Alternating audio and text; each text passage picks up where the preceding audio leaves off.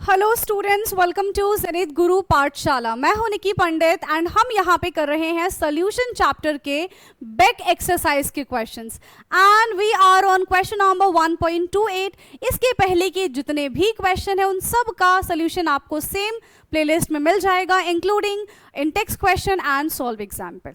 Okay, so let's do this question. सबसे पहले इस क्वेश्चन को हम रीड करते हैं एंड देखते हैं कि इस क्वेश्चन में हमसे क्या क्या चीजें पूछी गई हैं। Okay, so calculate the mass percentage of aspirin and acetonitrile when 6.5 gram of C9H8O4 is dissolved in 450 gram of CH3CN। ठीक है, so mass percentage हमको यहाँ पे निकालना है, पर दिया क्या क्या गया है हमको?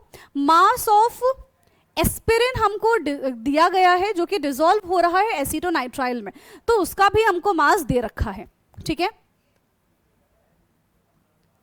mass of aspirin is 6.5 gram which is dissolved in 450 gram of CH3CN. So mass of CH3CN is हमको दे रखा है that is 450 gram. Total mass के बारे में अगर हम बात करेंगे बेटा तो इसका टोटल मास कितना हो जाएगा? Total mass is equal to 6.5 plus 450।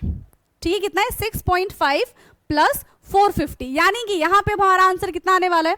Add करो, 6 है तो 456.5 ग्राम है ना, 456.5 gram. Now we have to calculate the mass percentage. किसका मास परसेंटेज निकालना है? जिसका भी मास परसेंटेज निकालना होता है उसको हम ऊपर रखते हैं, टोटल को हम नीचे रखेंगे, मल्टीप्लाई बाय 100, यहां से हमारा मास परसेंटेज कैलकुलेट होकर आ जाएगा। So mass percentage is equal to mass of substance upon total mass, mass of substance upon total mass into 100। ठीक है, mass of substance upon total mass into 100 करेंगे तो यहां से हमारा मास परसेंटेज कैलकुलेट होकर आ जाएगा।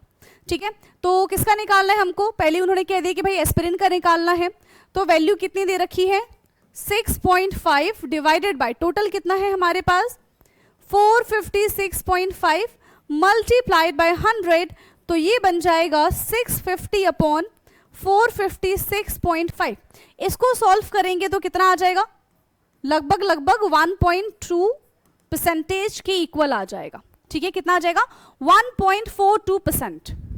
ठीक है, बस इतना ही आना है, 1.42% इसका करेक्ट आंसर है। एंड दिख रहा है ना? हाँ, इसको थोड़ा सा अनजूम कर दे अगर नहीं दिख पा रहा है तो।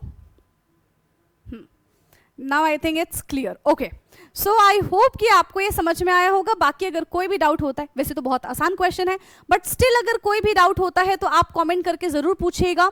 दूसरी चीज की कैलकुलेशन वाला पार्ट इज टोटली योर्स, तो कैलकुलेशन वाला पार्ट आपको खुद संभालना है। ठीक है, अगर कुछ ऐसा रूट क्यूब ऐसा कुछ आता है तो मैं आपको एक्सप्लेन कर दूंगी, but multiplication, division, addition, subtraction ये सब के सब आपको खुद ही करने हैं। ओके, कैलकुलेटर मत यूज करना पहली बात। ठीक है, चलो, सो कल मिलते हैं नेक्स्ट क्लास में। Thank you so much, bye bye.